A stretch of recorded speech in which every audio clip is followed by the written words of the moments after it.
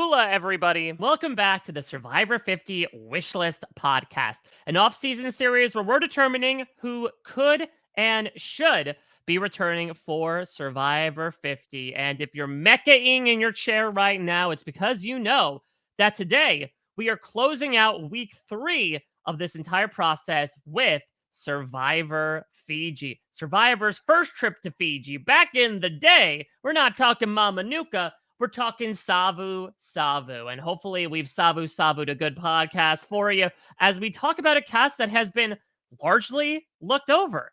Perhaps a lot of these other seasons around them have had returnees come in abound. They were the haves. Today we're talking the have-nots, conveniently enough, in the form of these 19 castaways. And of course, listen, when you knew that there would be a mechanism where I would talk to one person every weekday about a Survivor season, everyone knew in their right mind who should know who this person would be that I bring on for Fiji. You can't spell Fiji without Gia. It's Gia Worthy. Hi, Gia.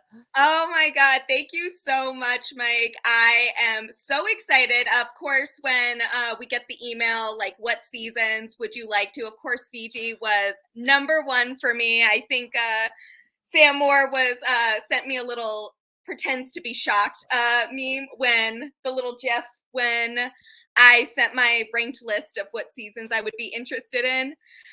So I'm very excited to be talking about Fiji, and I'm very excited, Mike. I don't know, I've listened to all of the episodes of the 50 wish list that have been out yet, but I know I'm missing some of the ones that have not been out yet. And I don't know what they've said, but I am campaigning for my people so hard when this episode drops. Like, it is going to be, listen, this is like if I myself was on a second chance season. I picked out a hashtag. Ooh. I have the campaign banners. Banners? Yes. Oh my God. Yes. So I just need the pictures. I need to confirm. I have a feeling some of the people we may be picking, but it will be hashtag keep Fiji in Fiji. And we will be hopefully filling the slot with 3 people. I think that there are some people that really need to return, in my opinion, and then maybe some hidden gems along the way. So I will be campaigning very hard for my people, and I encourage the other podcasters to get on my level. I am obsessed with this. You are coming to this podcast with the intensity of downing a French press coffee for the first time. I don't think I've seen anyone become a delegate for those that they have voted through. So I do think I'll have to reach back out to the people that came prior to you and be like, hey, David Bloomberg, you want to go to bat for your Survivor Thailand people?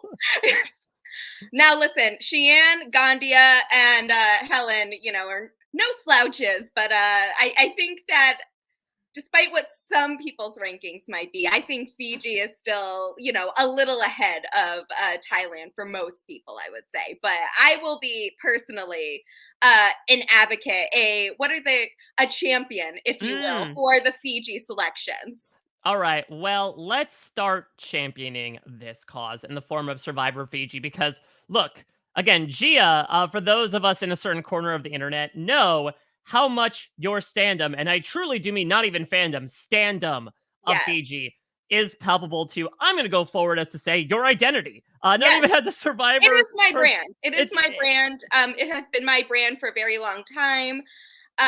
Even before I was a Survivor content contributor with Inside Survivor and RHAP, Silent Podcast, all of that. Survivor Fiji has always had a special place in my heart, particularly when the show first came out, or I think I was 12 when this season in particular aired, which was a difficult time in my life, but seeing also the final 4 being all POC and having our only all Black final 3, and not just that, but characters that I found particularly compelling in their stories leading up to the finale and everything after that we learn from the diversity initiatives and everything. So Fiji will always have a very special place in my heart to me, but also that I just also really love this cast, especially a lot of the members that make it further in the game. So I'm very excited to be talking about them. Yeah, so Survivor Fiji has this very odd spot in the history of Survivor because it is kind of stuck in the middle of these two seasons that are more talked about in the annals of Survivor history, where, of course, it'll be followed by China, which was sort of this return to the back to basics 16 castaways approach that we will talk about next week. But the one before it, which I would like to more closely compare, would be a Survivor Cook Islands, considering that Fiji will continue the same sort of prototypical diversity initiative of 5 white people, 5 black people, 5 Latinx people, 5 Asian American people. As That we know, the 4 flavors of people. Exactly. That's it. Those are the boxes, and we're sticking to it. But then it sort of takes things on, and more so meshes them together than obviously separating them by race for the second time, throwing on this really ill-conceived theme in Haves versus Have-Nots, where surprise, surprise, Gia, the tribe that is given a luxurious shelter and the most supplies in Survivor history will win every single challenge and will in fact throw a challenge to make sure they get their shelter back. It is crazy. Like, who could have possibly foreseen this happening? Where one tribe doesn't even get water, and the other tribe gets a French press, the Mm. previously aforementioned French press, beds, hammock. Now, I love Fiji, but even I can admit that the haves versus haves nots theme is very ill conceived. But in my opinion, what makes up for this is that we get kind of similar to Palau in that we get like to focus more on the inner workings of each tribe. And unlike Palau, it comes out in like a very interesting way in that the people that start the season on the Habs tribe that are really on the bottom of the pecking order of their group will end up 2 of the final 3, much to the chagrin of their jury members, I would say. But for me in particular, this was like a really compelling story. And this is even touching on the winner, who is, in my opinion, one of the greatest winners that has ever played the game. Well, not to mention, of course, one of the biggest, I would say, on-island controversies in Survivor history, given everything that Yeah. happens in that endgame. So we'll certainly get into that. For my money, again, comparing Survivor Cook Islands and Survivor Fiji, I am sure I am preaching to the choir right now, but between those two seasons, I'm gonna say, Gia, that Survivor Fiji, I think, is a more rewatchable season than Survivor Cook Islands. I agree. For Yeah. my money, that middle stretch of episodes, pretty much from like when the jury starts through the fall of the Four Horsemen, is an underratedly great stretch of Survivor episodes. And I think it does take a little while to get into it. We are getting into what has kind of been talked about with these past couple New Era seasons, right? Where we're just watching one tribe basically Mhm. keep going back to tribal council. But once we really hit this stretch and once we get past maybe a little bit of ugliness with the whole Rocky and Anthony stuff, then we really start getting into developing some great stuff. We should also mention this is the season to officially give birth to the hidden immunity idol that we all know and love. The God idol is out the window, coming back again for a brief appearance in season 28.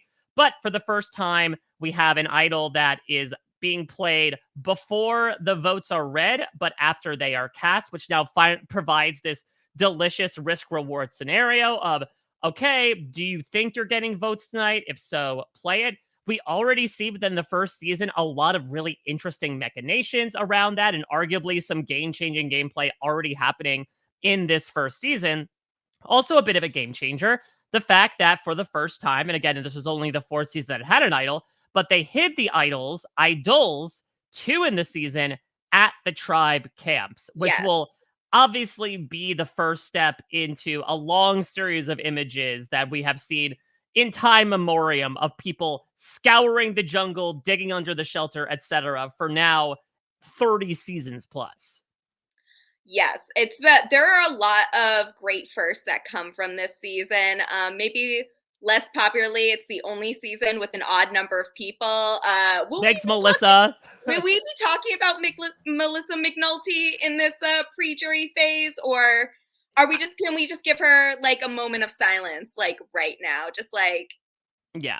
yes. There we go. I mean, actually mentioned her, right? I remember in his opening narration, she's like, "It's a Survivor season that's so hard. One person quit before the game even started." It was so good. Queen, you know, under like I'm sorry to the Melissa McNulty stands. She will not be on my short list of players to get would this be her first chance?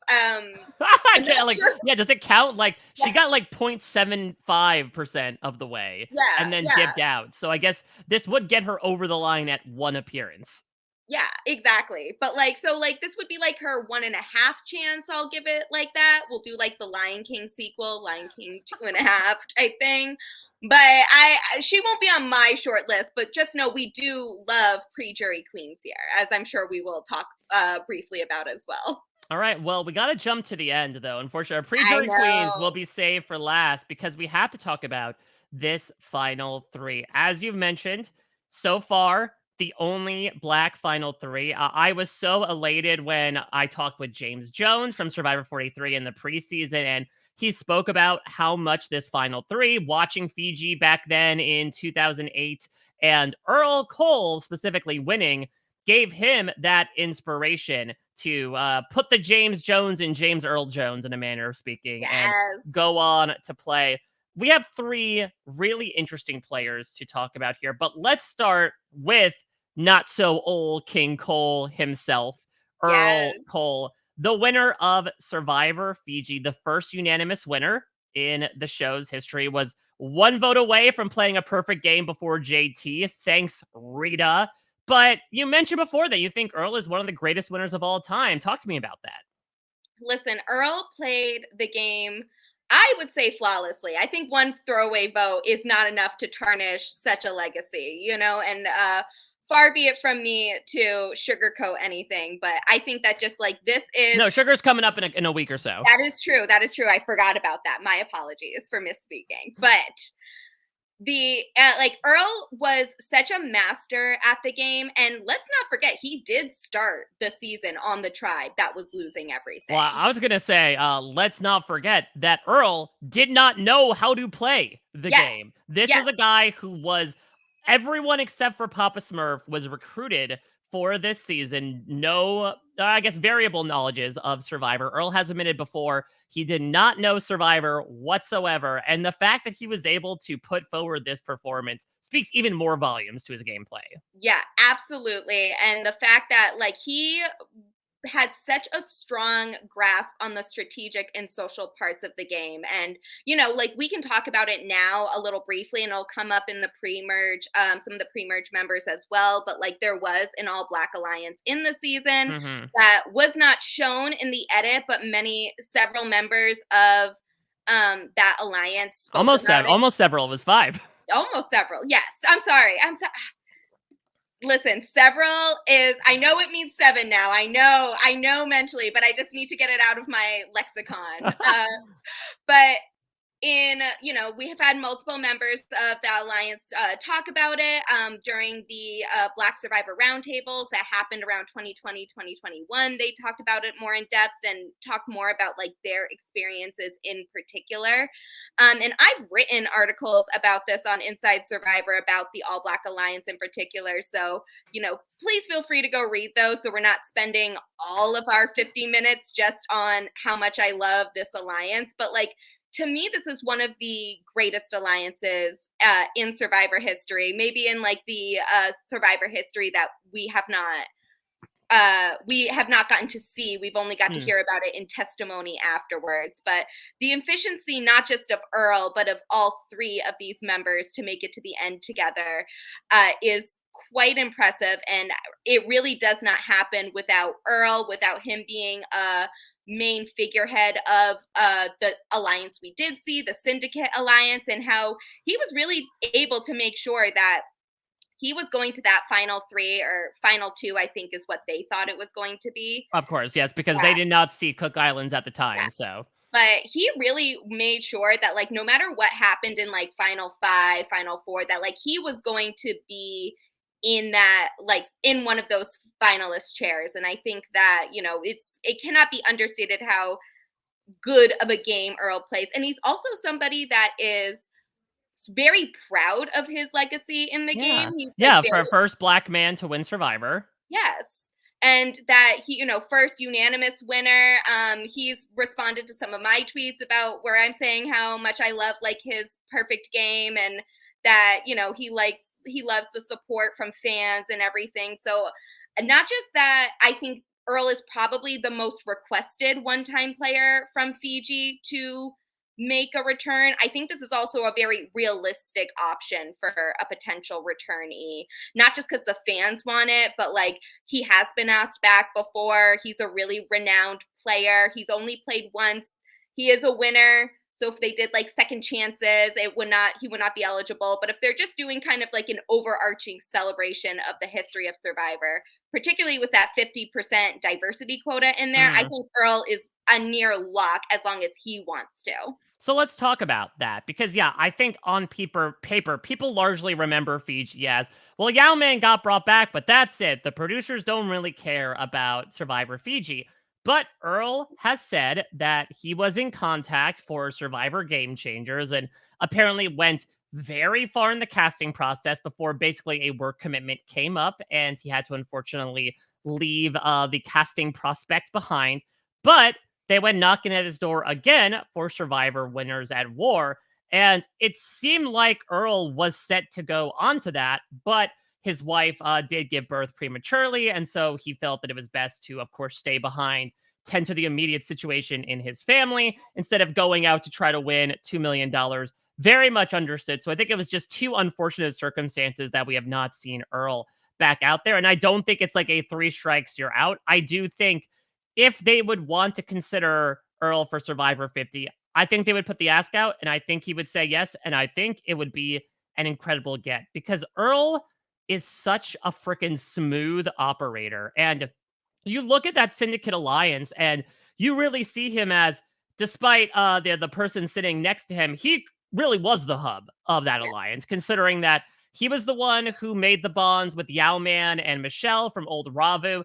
And then he obviously has these connections with Cassandra and Dreams. Cassandra, especially, they make a bond and sort of renew that bond on the Swap Tribe. Dreams, of course, came in from that Black Alliance. He gets Stacy and Boo on board, who were not necessarily on the outs of Moto in the beginning, but still want to work with Earl. And so as a result, we get the fall of the Four Horsemen because of Dreams flipping and because of Earl trying to cobbling together these people that will dismantle the sort of Broy alliance that was controlling that middle portion of the game. So I do think because the season is largely kind of unwatched and unremembered, I do think Earl's game is quite underrated. And the fact that, again, this guy with barely any knowledge of Survivor was able to go through and turn this type of thing around.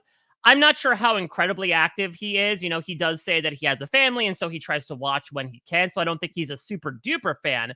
But like, imagine what he could do with just a little bit of game knowledge in his pocket. Oh my god, yes. And I think he's like he's definitely not the most involved like Survivor player with like the larger community, but he definitely keeps up appearances like on social media. He's I remember maybe a few months ago he went to Canada and met up with some of our Canadian players of recent seasons. So I don't think it's out of the question that Earl could return and also kind of have some fairly fairly solid connections in his pocket, at least to start off the game. But I agree, this is a very smooth player, and I did a whole podcast series on it, so I could just talk about Earl's game for the 50 minutes. And I know that's not what we came here to do, but I think that this is an excellent choice, and they're just so I do want to say that I think it benefits a lot of people if they go back and rewatch Fiji from the perspective of this final 3 in particular. Hmm. You see a lot of little Easter eggs, not just on the All Black Alliance, but also just kind of the strategy that is working that we may not necessarily be seeing. All right. So I think it's safe to say Earl, 53 years old as well. I would not say the youngest person we've inducted so far, but certainly not the oldest, which is Yeah. a pretty good age. Let's move about 10 years younger. I want to go to the other end here because while Earl's game is certainly interesting to talk about, Dreams is the interesting game to talk about Yes. from this season. I mean, you talk about the haves and have nots theme. This was a man that was formerly unhoused coming in, and a lot of the theming towards this end game is going to be towards sort of his living situation and getting brought into this car deal that is going to really spell, the end of the game as well as the end of his game in a manner of speaking. But even before that, Dreams is somebody who started on the bottom of Moto, was able to benefit from the fact that this tribe just kept winning, even if, he was bristling against people listening to Shaquila's at Tribal Council. He gets swapped over to Ravu, becomes part of the Four Horsemen, but maybe doesn't have his heart in it necessarily, especially when he's told that he was left out of any knowledge about Hidden Immunity Idol. And so he flips. He goes to Earl, much like Dreams actually did a backflip, I believe, because he was a Yes. cheerleading coach. He joins the syndicate, and the rest is history. And of course, again, it leads to this moment or for those of you that don't remember, the last time the car was a reward in Survivor history, Yao Man won the car, knew that Dreams needed a car, and brokered a deal right there saying, I will give you this car right now if you promise not to vote me out at the final four. Dreams agrees to it. He then just figures out a couple loopholes, helps try to vote out Yao Man that night. Doesn't necessarily work. They reach the final four and they find out it's a final three, especially Dreams himself wins immunity. And he ends up not going through with the deal. He decides to keep the immunity necklace. Yao Man is voted out. And I would not say it's the one thing that sunk his game, but it certainly was on the minds of some jurors as they just tore into him. I need Dreams back, I personally. it is not a want. I'm not asking Survivor producers. I am telling them, please bring this man back. You all did him so dirty. And So much for our dreams. He did the right thing. He did the right thing in this situation. Like, I mean, let's be real. This jury was very mad that Cassandra and Dreams in particular outlasted them. I don't think they were winning no matter how Dreams got to the final three. Okay? Like, I don't think Dreams was winning in any encapsulation. I get it. I think he made the right call to get him into the final three and be one of the two joint winners of $100,000. That's true. They did not have a plan for people to tie for in a final three at that point. And then I believe by proxy, Yao Man then ended up getting third place money. They just bumped everyone up a pay grade. So everyone wins. It's great. It's great. We love that for them. But I do think that, Dreams was such a force on this season, and I cannot understate, like, I love his character, but also he is so smart. But he's smart in a way that doesn't always translate well to his competitors, so they underestimate him, and that's where we get a lot of the mess that happens here. I don't know if I should go this far, but he gives very like Q 1.0 vibes to me personally. Like, this is somebody that is not afraid to get their hands dirty, not afraid to turn on allies when they see fit. I think Dreams was a little more on the nose about who he should be turning on and when than Q. Yes, I believe he did say during the first Moto vote, like, oh, there are two people we should vote out tonight, and it's Stacy and Lacey. Two Stacy and Lacey's faces. Yes, exactly. And his he has just so many funny moments in here, like his joy in getting to finally vote out Lacey. His just like telling Jeff he's ready to vote. He doesn't want to argue with her anymore. And just like all of the little things in there, him talking about the tribe Moto 2. Or Moto 1.0. I'm sorry, talking about just like, we are gonna flip the moment we get the opportunity to. And then of course they all act shocked when him and Cassandra do end up flipping. So it's just great. He's a funny character, but he's also such a force in the game. So pretty much all of the major moments that happen in this season are because of Dreams in some capacity, Mm. whether a direct result of his actions or a byproduct of them. So I just think like he needs to come back. He needs to come back. And I think he's in his 40s now. He He was is 42. 42. Perfect. Get him while he's in his prime. Okay. Well, Like we're ready. that's the thing. You speak about Prime, and Dreams was on Talking with T-Bird a few Yes. years ago, where first off, he did say that he would like to come back. I think he has a lot of the attitude that a lot of people who played in their 20s did, which is like, no, bring me back when I actually know shit about the Yes. world. Like I was in my 20s, I was confident, but I knew absolutely nothing. Now I know a little bit more. Dreams also, at the time it was being recorded, trained UFC fighters. Yes. And so if you talk about like, oh, can these old school players keep up with the physical aspects of these challenges? I don't know if the challenges can keep up with Dreams considering the physique he might have. Yeah, exactly. I just feel like he is especially with I think Dreams was very ahead of his time in terms of the types of moves he was willing to pull off, not just the betraying the alliance, but I think something like the car deal would be received a lot differently if it happened in a newer school era. And I think again, like this car deal was created to try to vote Dreams out at Final Four, and he Yeah. was able to go back on that deal and get himself up at least another placement in being able to be in the finale. So I think he made the right decision. And I think this would be looked at a lot differently on a new school era. So I think like Dreams is a perfect candidate to come back. Well, not to mention, Yao Man has also come out and said, like, yeah, he knew what he was doing. Like Yes. it's something that he should not have done. It was definitely taking advantage of a situation of like, I know you want this, so you're gonna help protect me if you want this. And Yeah. he does not fault Dreams whatsoever for what Yes. happened. Of course, at the time, that was certainly not perceived to be the case. Even before the season started, when Jeff was previewing the season in the Cook Islands finale, he said, and the most controversial decision in Survivor history. And so, suffice it to say, Dreams was absolutely raked over the coals between the jury and the fandom. But to your point, I think looking back upon the way that he had approached things, and also a really interesting end narrative where he's like, okay, I made this deal with the figurative devil. Now I got to try to figure out how to get rid of it. I've talked throughout this process about how this era of Survivor is kind of defined by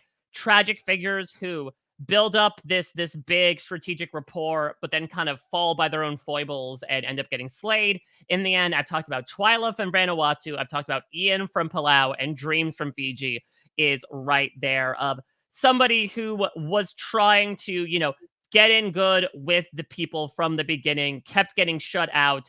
And then when he feels like he finally finds that place, he is given this incredibly moralistic, compromise on his behalf that he kind of it's kind of a damned if you do, damned if you don't, where if he spurns it into Yao Man's face, that sets him off and obviously might send him down a bad path.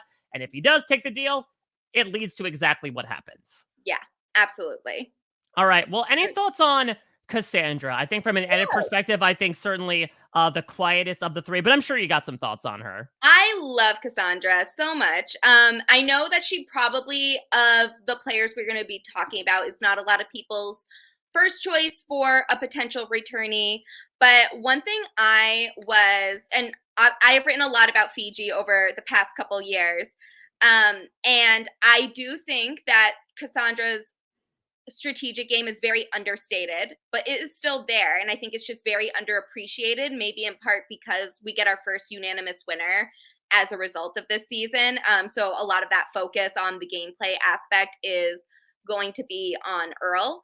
But I do think, like, rewatching the season, my most recent rewatch, one of the things that really stuck out to me was just how strategic Cassandra was in a lot of her decisions. And we talk about Earl as the hub of the syndicate, but something that really struck me was that really in like a 6-person alliance, yes, Earl is a major part of that, but when it comes time to bringing in numbers like Dreams and Stacy, especially as they get further in the game, that is all Cassandra, and why they were very close to pulling off the move to blindside Yao Man in the final 6 is because of situations like that. So I think Cassandra is a very underappreciated strategic and social player. I hate that she got such a quiet edit, because I think that if we got to see more of this final three in particular, we would get to see a lot more of her perspective on there. I did get the honor of hearing back from her when I was able to write on Fiji as a whole, when Inside Survivor was ranking the seasons during the COVID off season. Mm-hmm. And just really emphasizing, she really appreciated that her strategic game was being recognized, and that if she was given the opportunity, she would come back. Okay. So, yes. So, I don't think this is a bad choice, but I think we will also be getting a lot of other choices in there. But whether or not Cassandra is one of the people that we select to return, I just want to give some credit to her strategic game as well, because she did play a magnificent game. Yeah, this is the point of this podcast as well. I think corollary to the entire wish list prospect is maybe highlighting some people from the cast, were they chosen or not, that might be forgotten, especially amongst the hundreds of people and decades Yes. since some of these seasons. Now, all that being said, let's get into our jury. And Oh, yes. let's start with the man who is the lone Fiji returnee, but of course, building our way up in boot order, we have James Rocky Reed. We have the aforementioned Lisi. We have Michelle. More on her in a bit. We have our three of the four horsemen in a row in Edgardo, Mookie, and Alex Angarita. We have Stacy, the first person ever idled out in Survivor history. And we have Boo. Sorry if I scared you right there. That's actually his name, Boo. And let's talk about the man that introduced himself to Boo, and Boo replied, Yao Ming. It is Yao Man. I'm so glad when I interviewed Brando before season 45 that he mentioned Yao Man as someone that he Yes. loves, because I feel like Yao Man has been a bit forgotten in the Mhm. history of Survivor. Because here is just a perfect example of how in a perfectly constructed type of show, anybody from any background can do well. Here is this older, I should say. I think he was 54, so not like, Yeah. obviously decrepit, but he was considerably older compared to the rest of his Mactor like tribe mates. Dropped in the middle of the jungle, comes from Malaysia, book smart as all get out, and one of the first things he does is there is this crate with supplies and instructions in there. And here are all the meatheads coming in, trying their best to pry it open, rip it open, bash it on their heads, etc. Yeah, man simply picks up the box, goes over to a rock, drops it on its corner, the structurally weakest point, and it splits open. That is Yao Man's game in a nutshell. It is the equivalent of, to quote the person that will boot him in Micronesia, you can't always beat him with this, but you can always beat him with this. Yes, you could not. You cannot convince me that Fiji is not a sitcom in some, because there are just so many things where it's just like comedic timing in there is so perfect. We get a lot of very iconic falls and Oh my god. reward mishaps happening, or challenge mishaps, I should say, throughout the season. Like, this is actually a very underrated comedic season when it wants to be. But Yao Man, I love Yao Man. I think he was, and it cannot be understated how popular he was when this Oh season my god, was yeah. airing. And I don't blame people for loving him so much, because he was such a great character. I don't think we've ever gotten somebody with this level of in like of screen time, with this level of like stage presence on a Mhm. season that made it this far. And it's just like so textbook, just from like physicality perspective, especially in the old school era, like a first or early boot written on there. And even though Young Man was also a recruit, he knew that like that was one of the things that he had to watch out for, and made it his mission to show himself as a person of value on this tribe. And I don't think his name ever comes up until we start talking about who could potentially win the Exactly. game. But like during the early stages of the game, I don't think it was ever brought up that Yao Man should be someone that they consider getting rid of. Like, he is an integrated, important member of this tribe. And then, of course, Yao Man finds one of the two hidden immunity idols hidden at this camp. He has the infamous moment where he kisses the little turtle like it's one of his Yes. pets. He'll be the first to create a fake hidden immunity idol, though. Look, it is just half a coconut shell with I painted on it. It is still something, and he will go on to become the first person to correctly play an idol, something Mhm. that many winners will do and non-winners in the future. When he knows his back is against the wall, he is successfully able to not only keep it a secret, which is saying a lot in modern Survivor, but plays it correctly and gets Stacy out. So Yao-Man was just such a force in this season. It never got old for me, the bit of, I'm thinking even to like the sort of de facto lacrosse challenge when they were tossing the fireballs into the Yes. nets, where like all the Ravu bros were kind of like pointing at Yao-Man and snickering behind his back, and then he just absolutely aces it using physics, and they all just immediately get shut up. Like, that is Yao-Man, is he was so much surprise contained in this man who was maybe one of the wisest Survivor contestants that we Oh, yeah. have had. So the unfortunate news Yeah. is, because Yao-Man does come back 2 seasons later for season 16, slam dunk choice, I Mhm. personally think. Unfortunately, his reputation does precede him. You have someone like Suri who's like, hell no. Do you see what this guy just did last year? We got to get rid of him ASAP. She helps lead the crusade to get him out in 18th place. Yao-Man did recently appear on Talking with T-Beer. Now, first, he is 71, which is a bit of a discounter. I mean, Rudy was 72, and we have certainly putting like 69, 70-year-olds on this list. So it's not a complete non-starter. However, Yao-Man has revealed that on New Year's Day 2021, he suffered a heart attack and Yeah. was diagnosed with, I believe it's called an atrial fibrillation, which is an irregular heart rhythm. And he has expressed that he would like to go back out there again. But listen, I'm going to shock everyone and say that I am no doctor, but I would imagine that a heart condition like that would probably preclude him from participating. Yeah, I think Fiji was such a good storyline for him that even if he hadn't returned to Micronesia, I think that like and I'm glad he did return for Micronesia too, because obviously I think like that was an excellent choice on casting's part. But I think that I saw enough of him in Fiji to really appreciate him as a player that I don't necessarily need him to return the way I really need some of these other players that we're going to talk about to return. But like, and I agree, I think like the health concerns might disqualify him as a possible candidate for returning.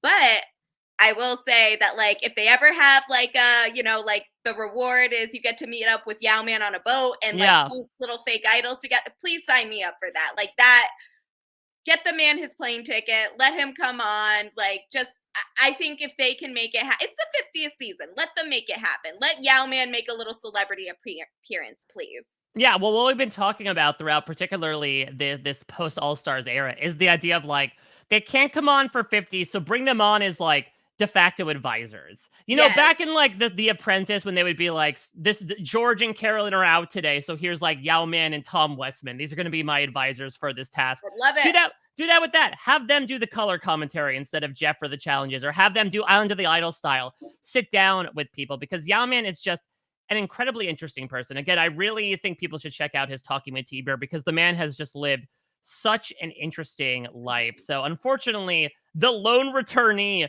from Fiji will not be coming back. The good news, though, Gia, is that unlike a lot of these other seasons we've talked about, that really opens things up wide for us to basically bring on anyone who has not returned to Survivor so far. Yes.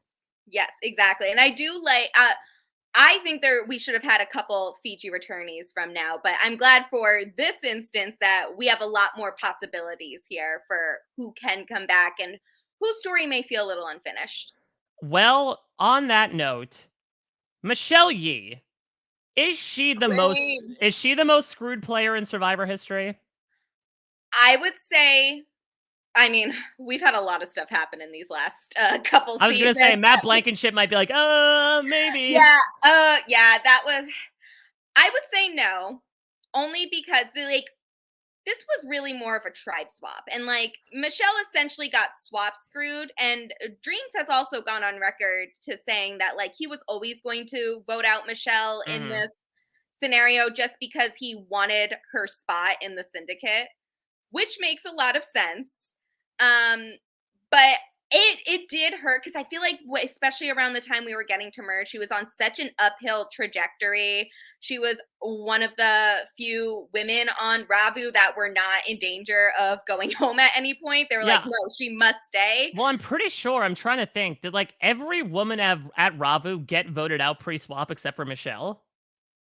I think so, which hurts my Yeah, because soul. they Yeah, all they did yep. was get These rid are of all women, right? moto. Yeah, because Yeah, it was Jessica, Erica, Sylvia. This sounds like Mamo number 5, and then Rita. yep, yep, just all of them. So I think Michelle was a really strong social player. What we saw from her, she was very sweet, very lighthearted. And it would have been interesting to see her game move forward had they not done the split tribal council. Right. So just to remind people what this was, is Gia kind of basically was the beta version of Mergatory, It was where mergatory, but if that side that was safe did not vote. right. So what they did was they merged, but then they randomly split into two groups at the challenge. They did a challenge, and then the group of 5 that lost had to vote. But not only that, they went immediately to Yeah, tribal council. And this was not in the new era where the seating is only, suggested, not required. Like they yeah, sat there and then they voted. So I think one of the reasons why people feel Michelle got so hosed was because she was swapped into this group without her main allies in Earl and Yao-Man. And then she didn't even have like the afternoon to try to talk to people to cobble together a vote. It was pretty much her having to go to these 3 bros and be like, get rid of Stacy, I guess. yeah, yep. And so listen, I think Michelle is the epitome of like untapped potential on Mm. of this cast. Of Like, course, one of the people who does do one of those aforementioned comedic falls in the middle of a challenge. yes, queen. Like, think of all the other falls we could have gotten. Think of her trying to carry a 500-pound gecko on her back. Like I think that there's just so much, and she was again one of the relatively young individuals on there. I really enjoyed her presence, especially when Fiji had some dark moments, some not as pleasant moments and character dynamics in there, and Michelle was just always a ray of light no matter what. She was one of the few jury members that was not grilling people over the coals for playing the game. She was such a great presence on the show. So she's definitely in my like working list of people I would potentially like to see come back. Yeah, so I should also mention, though, of course, Michelle, who I believe on Instagram now goes by Piper Michelle, Yes. suffered a really, incredibly scary, devastating attack a Yeah. few years ago. Just, I believe, randomly by Yeah. somebody on the street, which unfortunately I think then spoke to a lot of the anti-Asia bias that existed during the pandemic. So I am glad to hear that she's doing okay. I haven't tapped into the vein as to whether or not she would come back. I know apparently the big rumor was, of course, that Fans versus Favorites was originally All Stars 2 with a cast of 20 returnees before they cut it down. Apparently, Michelle was in the running for that, but hasn't really been seen since. Do you know, Gia, as someone with a bit more of an ear to the ground on Fiji, as to whether Michelle would want to play again? I haven't heard anything either way, but if I haven't heard them say hell no, my mind it's yeah, sure, why not? So I would say like I think she should be considered in the running. Yeah. And I think especially if we're talking about sort of like the narrative of what you've done after the show, or in Michelle's case, more so what's kind of happened to you. I Yeah. mean, again, such a harrowing story. I'm reading up now that she was like beaten with a metal baton, that she was Yeah. stabbed as well. And so for her to survive that, hell of a thing to bring back onto the show at only 40 years old. Yeah, and I think if she wants to come back, she's a really good candidate to come back, not just because of her story after the season, but her trajectory. This was a very original twist at the time. Like there was not many double like split merges like this. This is pre-mergatory by almost like 10-15 years, I want to say. So I think this is a like she is a solid pick to return.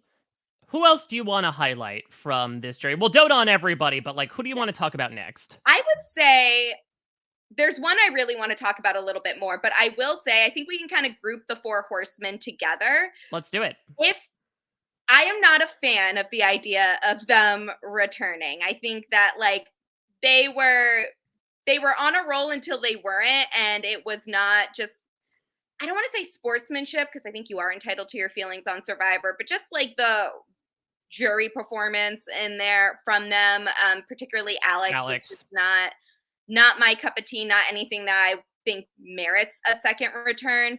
But if we are to bring a four horsemen person back, my vote would be for Mookie. I think that he's kind of the quieter one because he wasn't the victim of the It's a Turtle episode Blindside with the Edgardo vote, and he's not the one that lasted the longest like Alex.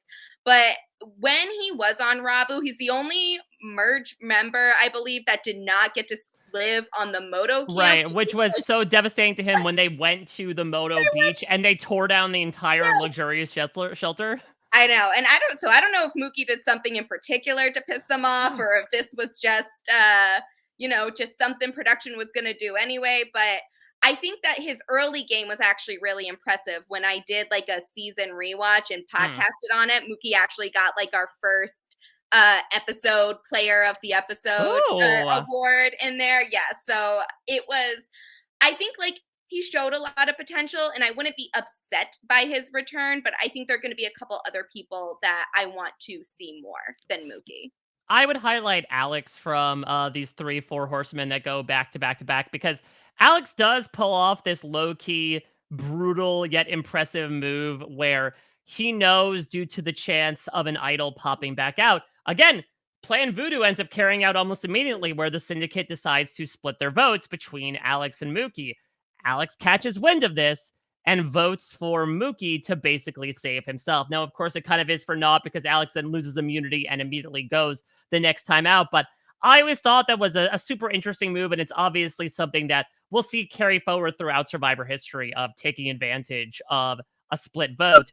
Yeah. And on that note of next level idol strategies, can I say that Stacey Kimball's underrated? Yes. Oh my God. I'm so glad you brought it up because I am a Stacey Kimball apologist. Okay. Like through and through. I love her. She is like the first idol victim, like officially, because this is the first season where idols were played after the votes were cast. But I mean, this was the first time that really idols were played. Like Gary played his idol, but it didn't really do anything in Guatemala. Yes, exactly. Like it gave him another round. It gave him a bye that week, but it's kind of a nothing burger in the grand scheme of things. So I think that this was like, I thought Stacey was so underrated. Like, does not have the most flattering start, and is probably one of the harshest victims of touchy subjects ever. Yeah, because she did come across, especially as a bit demeaning to Cassandra and Dream. She's the one that sort of like scoffed at the idea that they don't know how to work a French press, and I think her and Lisa are kind of linked together as a bit of the mean girls on Moto. So I'm glad they are separated. But of course, the reason why we're sort of bringing up this underrated aspect is because in the infamous It's a Turtle episode, the syndicate is really going back and forth as to, okay, Alex has the idol. Could he play it on himself? He might play it on Mookie. So do we vote for Mookie because it all get blocked off? Stacey steps forward and says, why not Edgardo? Yes. Why not go for the person that neither one of them will think is the target? As a result, they do. GIF history is made, and a pretty, seamless strategy ends up prevailing throughout Survivor history as well, to the point that I usually call it like Edgardoing a faction when you go for that person that the alliance would not think you'd vote for. Yeah, the take a third option is what I call it, and that is like one of my favorite methods of the idol strategy. It's like it's not foolproof, but it kind of is in that like you only have one idol, there's 3 of you. Let's go with the person that may not strategically be like make the most sense in like I want to get out the biggest threat, but strategically in that this person is not going to get the idol played on them. Let's just go for them this round. I think this is some big brain stuff here. And I think Stacey in general is a little more. She was working with Dreams and Cassandra by the end, so I'm hoping some amends were made in there because I agree about kind of her earlier performance in the season. But she also had a bit of cutthroatness with her gameplay, especially with how easily she flipped from the Moto Alliance to the Syndicate Alliance and basically tells like Alex, that she's not helping him, like she doesn't really care. Iconic kind of mother behavior. Not to reference your Survivor. What's that one? The Summer of Summer Survivor. of Survivor, yeah. Yes. So I think that, like Stacey's very underrated. And I don't know whether she'd want to come back or like what her life is like now, but if she wants to come back, I say let her. How about Boo? Boo is in this odd position where he's kind of personified in the beginning as kind of the southern goof, right? There's an entire sequence at Moto Camp where he keeps injuring himself. He kind of becomes like a low-key challenge threat towards the end of the game, which is why he ends up getting picked off at 5. Do you have any thoughts about Boo, especially with him as a Um, possible returnee? One of the originators of the Spy Shack, I would say, All also right. like a little bit of a game changer as well. Um, he was fun. He was a fun character, but I think he's like a fun one season character. So he's not necessarily someone that I feel like his story is unfinished or that he would provide something new or that there was something he performed in his original season that may be underappreciated in like the old school season that might work better in a new school format. So I just don't personally have a reason to see him, but I did enjoy his run in the game. It was like a fun little like spanner in the works for the Syndicate Alliance. Well, not to mention, Boo ended up kind of becoming a bit of a root of a casting tree, if rumors are to be believed, that Boo is Yes. from Louisiana and that apparently people like James Clement and most famously Russell Hantz were interested in getting onto Survivor because Boo was rebooting, if you will, recruiting them in the Bayou. So either you could tell Boo, you're welcome, or how dare you?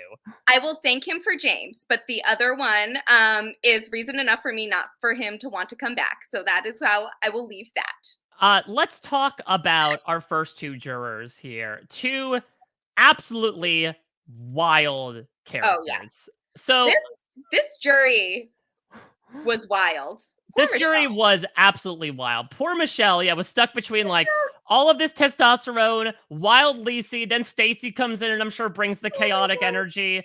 Boo comes in and is sure bringing his like bumbling self, and then Yao Man after like going through all of this controversy. I'd be holding on to Yao Man for dear life at this point. I'd be like, oh my god, someone calm, please. So I want to start with Rocky here because Rocky has that kind of Rob Zabachnik energy, in my opinion, Yeah. where suffice it to say, like, this guy was a jerk in Yes. Survivor Fiji, that he had the looks of a Sylvester Stallone and he sort of had the fighting spirit of the type, where of course he does have that very fun moment in the beginning where he's learning non-orthogonal in a scooter, like, let's play a Oh, game called James Doesn't Know What the Word Is. yes. And so he ends up getting put onto Ravu, where he like slowly loses his mind, in particular when it comes to being forced on a tribe with Anthony, especially through the swap. It leads to your point about the darkness of Fiji, some rather uncomfortable stuff, especially in retrospect, about basically like Rocky questioning Anthony's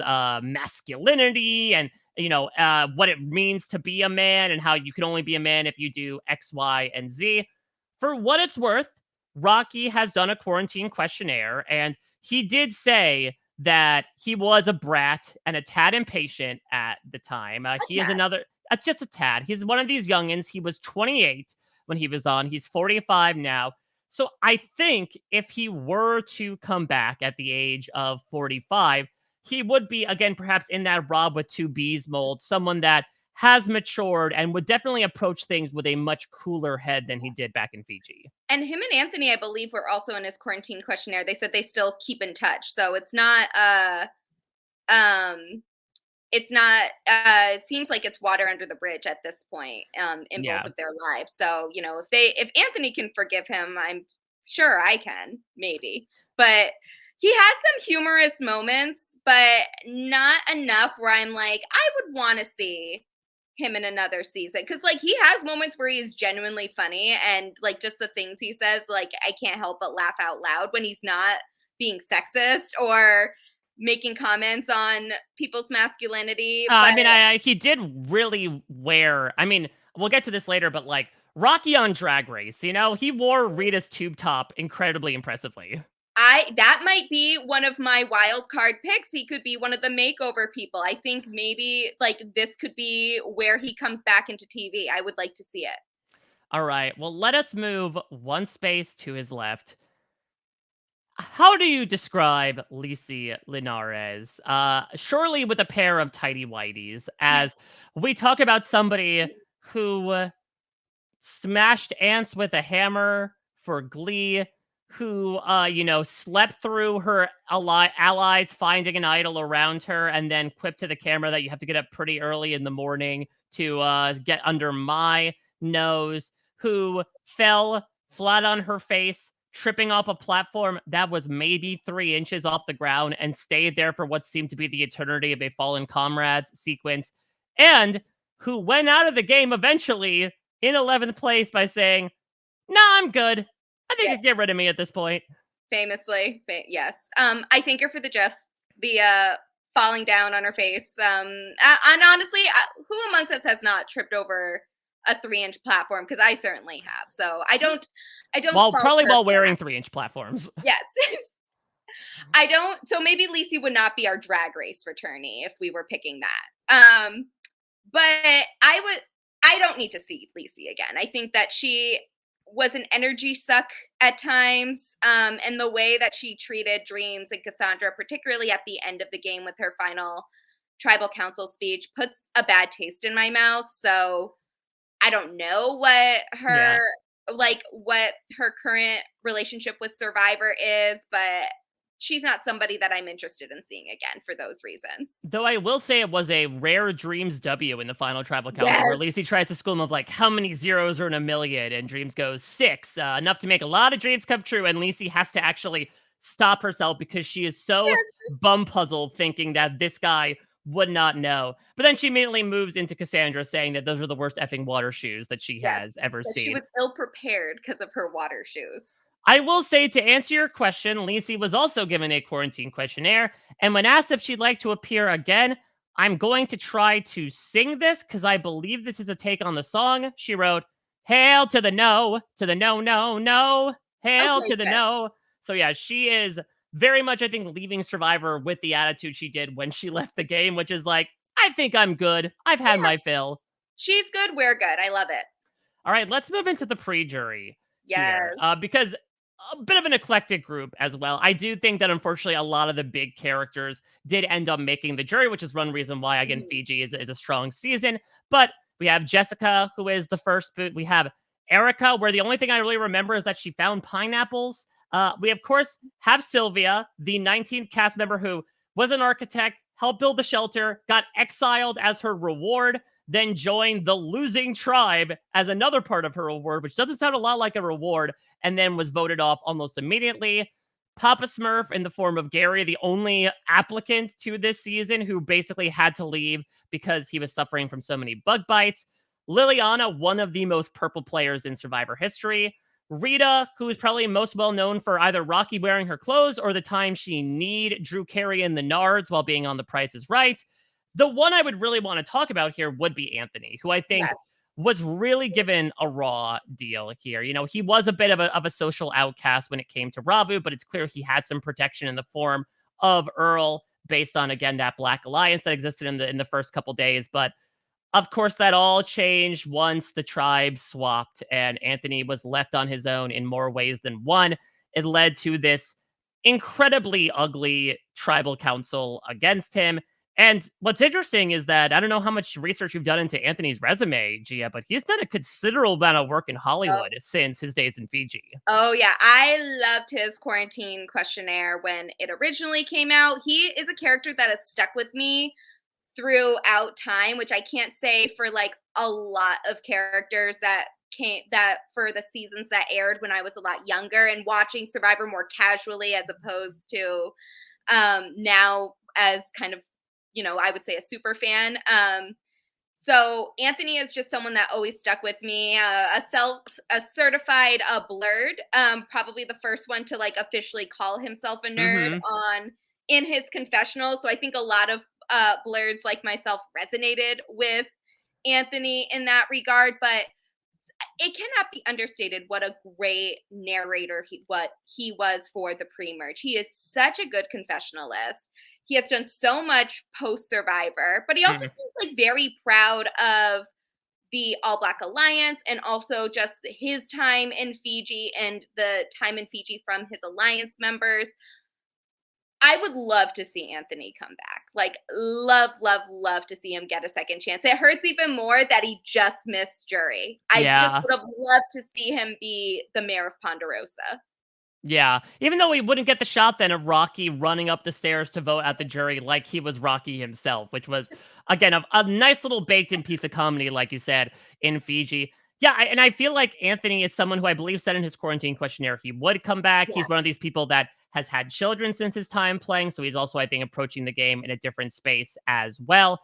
I think he's also perhaps approaching under, I wouldn't say it's like the warmest conditions, because as we saw from 46, listen, there can certainly be drama that is bred on a new era school season of Survivor, but I do think that maybe Anthony would feel a bit more comfortable. Though, again, Fiji, he was certainly surrounded by people that he could certainly vibe with more than your typical season of Survivor in the first 12 or so. Yeah.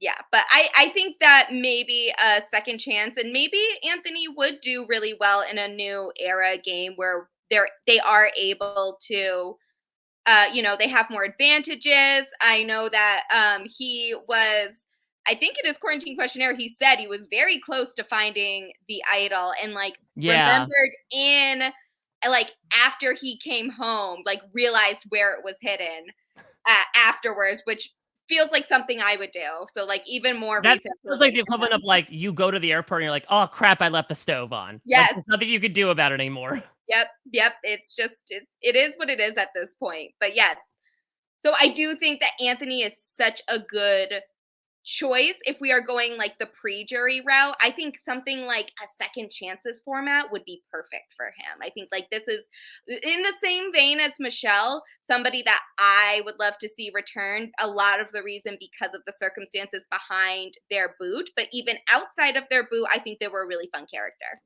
All right, Gia. We've talked I enough I about these know. 19 cast members. It's time to Oh winnow my it down. god. Now, the good news is, I think we've got a couple of locks here. Yes. I think we want to put Earl in. I think we want to put Dreams in. Any debate about that? No, I think those two were locks before I came in that I really wanted to see them play again. But like talking about them has gotten me really excited about the prospect of one or both of them making a return. So I just feel like they have to be on the ballot. So now we turn past that. And I think there are a couple that you actually just mentioned that could certainly be up for conversation. Now, look, I think they would be less likely than an Earl, especially an Earl and a Dreams on season 50. But look, this is a wish list. We like to make wishes come true. Let me go to you here as the Fiji expert. Is there a leader in the clubhouse of the other person you would want to bring back from this Fiji cast? I am stuck between three right now. So Okay. I think that Stacy and Michelle, I think we made very good cases for both of them. And also Anthony. Mhm.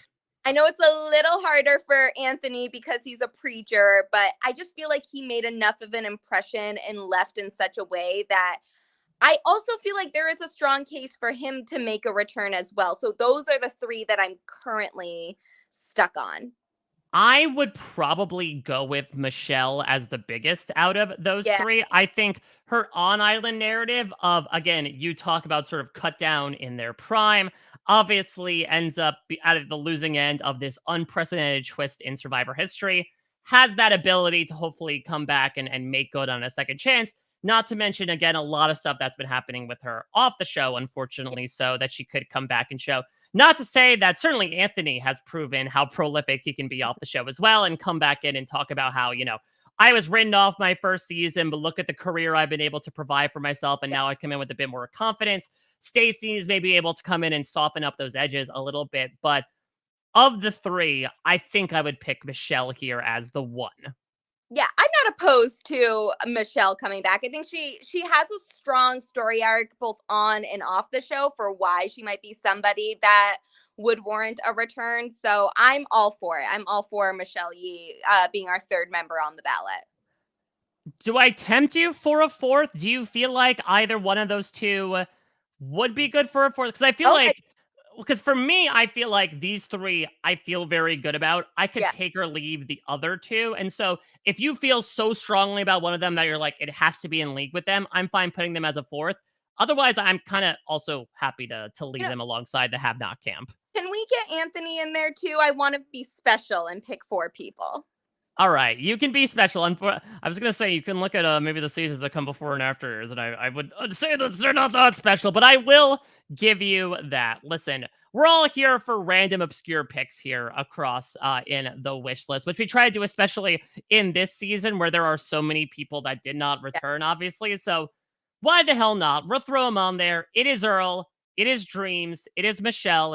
It is Anthony. Say bula to the short list, you four. Apologies to the others. But listen, if part of this experiment is to just remind people about the cast of a season that has aired more than 15 years ago and has been a bit lost to time, I think we've accomplished that mission as well.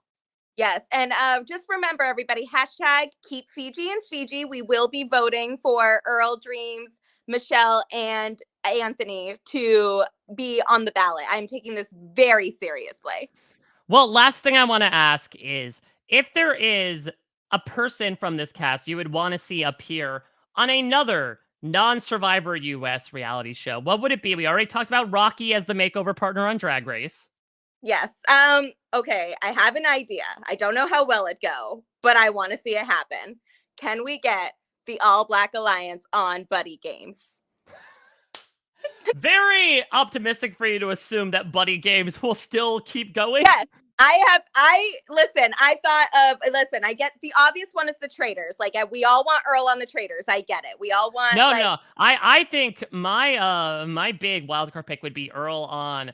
Listen, if they decide to pass him up yet again, or he passes them up and doesn't do 50, put that guy on AU versus US. Like he's already expressed like some interest in just coming back in general. I don't know if he's watched AU, but I feel like he has conversed in some of the discourse about it online. And I feel like, not to get too far into that type of casting, but I feel like he's a champion. Yes, he's a little bit off the beaten path in terms of memorability, but if you're looking for clout, the first unanimous winner in Survivor history, going to battle against some of Australia's best would be perfect. And how much worse can it be competing in like the heat of Australia and being on the Ravu camp for the first however many days on the game? Honestly, he was built for this. He could even borrow Boo's Flo's hat and just cross out the FL so it just says OZ. And he's like, I'm just like one of you. I know your lingo.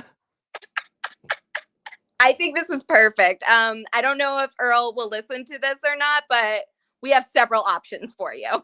All right. Well, this will conclude this week's coverage of Survivor 50 Wishlist. We have made it all the way through 14 seasons. Gia, this was such a great time. On Monday, it kicks back off again. And as I mentioned, we are moving to the Chinese countryside as we are going to Survivor China, a source of many returnees, but also maybe some diamonds in the rough there. Gia, who would be on your short list to come back from Survivor China? So there are so many good choices. Like China is such a great season. I'm gonna set aside the people that have already returned because I think that they're all excellent, but I want to focus maybe on some of the greatness that we have had in previous seasons that are in China that have not made a return in other seasons. So I'll say I think if it wasn't for like the personal things afterwards, I would say Todd. I think everybody wants Todd to come back. I don't think he would come back. But if he wanted to, I think that should be the first call that they make. Sharia Lloyd, I think, is a big one for me. I would love to see her return. And why not Jamie?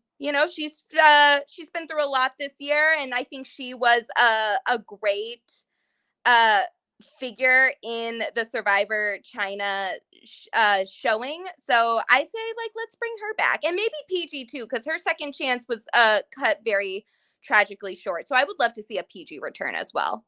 Well, I will be returning over the weekend, back on Monday with AJ Norris to break down the cast of Survivor China.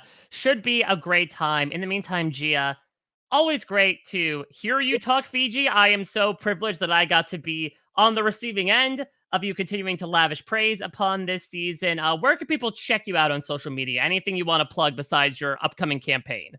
Yes. Okay. Well, yes. Hashtag keep Fiji in Fiji. Let's just all remember that. And then you can also follow me on Twitter, Instagram, and TikTok at Classically Gia for all of my reality TV shenanigans. Please follow the Survivor Diversity campaign on Twitter as well at Serve Diversity. That's at SURV Diversity.